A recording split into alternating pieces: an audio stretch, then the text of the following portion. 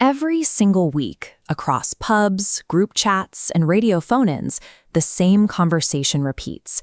Fans attempt to settle a debate as old as the professional game itself. What exactly makes a big club? We instinctively reach for familiar tape measures. We look at the global fan base, the number of trophies, the squad's star power, and social media reach. The desire is always to plug these numbers into a clean formula and produce a definitive, objective top 10 list of the world's most significant teams.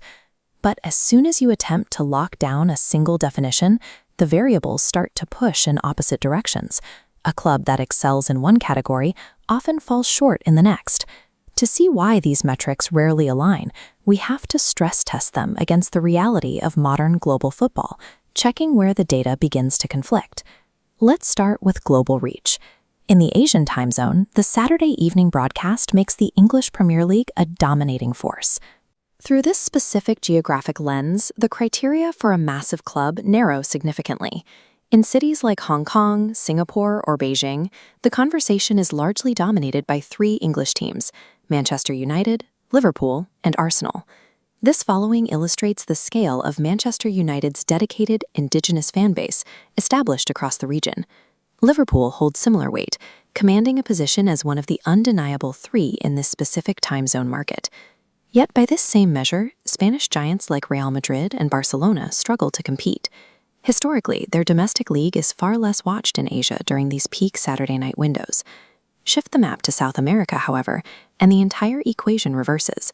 Spanish football dominates the local television markets, and the Premier League's influence recedes. This suggests the global reach metric is less about the club itself and more about which hemisphere is holding the remote control.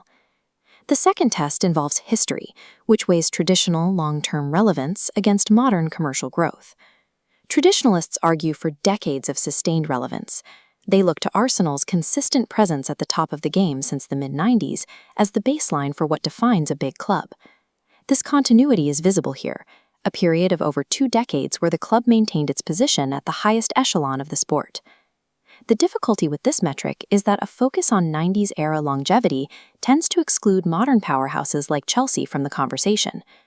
Over the last 10 years, Chelsea's modern commercial metrics, specifically their shirt sales, have often surpassed those of clubs with deeper historical roots. This growth is fueled by expanding support in newer markets, particularly in the United States and South America.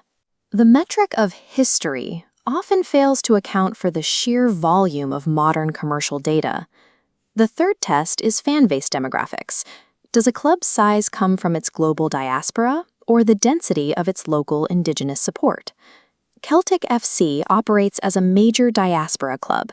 They have a massive global footprint, but it is driven largely by traveling Scottish expats rather than new converts in Asia or the Americas. Arsenal represents a different kind of scale, concentrated local gravity. During one trophy parade, an estimated 1.2 million fans flooded the streets of London. According to the Metropolitan Police, that parade was the largest public gathering in the city since the funeral of Winston Churchill. These demographics show how the math of size changes depending on whether you value the width of a global reach or the density of a local stronghold. Defining a big club remains an impossible exercise because fans are evaluating different types of evidence. They are weighing history against geography and tradition against the reality of modern economics. The label is a reflection of the specific era, region, and cultural lens of the person making the argument. The fact that these metrics refuse to align illustrates the sport's multifaceted global reach. Different clubs dominate different aspects of the culture simultaneously.